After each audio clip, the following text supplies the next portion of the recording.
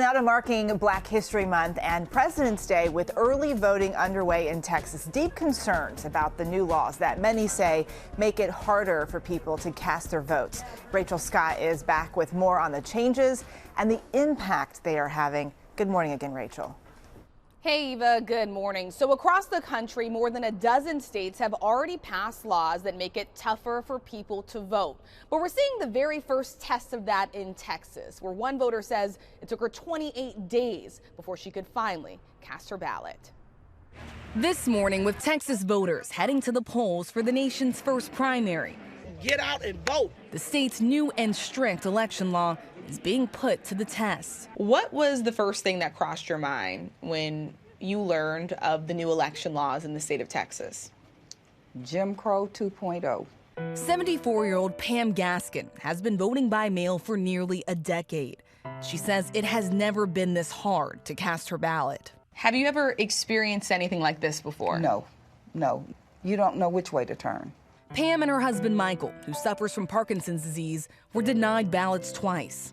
And they are among thousands of voters who have had mail-in ballot applications rejected in Texas.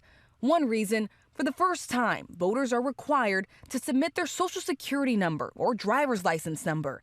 And it has to be the same form of ID they used when they first registered to vote. For Pam, that was 46 years ago. I'm 74 years old. I certainly didn't remember what I put on my application. It took 3 forms, 28 days, several calls, and some guessing before her mail-in ballot was accepted. These laws were meant to stop certain classes and categories of people from voting.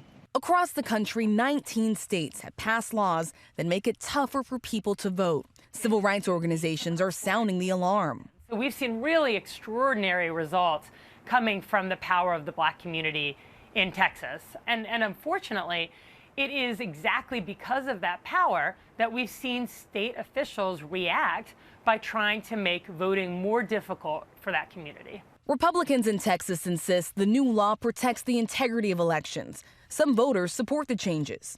In your opinion, these new changes, you see them as helping protect elections? Yes, I do. I don't want any fraud. But Pam worries others won't go through the lengths she did to cast their ballot. I want everybody who can hear me say this to hear this. It is worth it. It is worth it. Don't give up. Don't give in. So some civil rights organizations say that this is a test run for that new election law. But they say what's even more concerning is that some states are looking to copy it ahead of the midterm elections. Eva? And the thing we all know just how important it is for everyone to vote. Rachel Scott for us there. Thank you.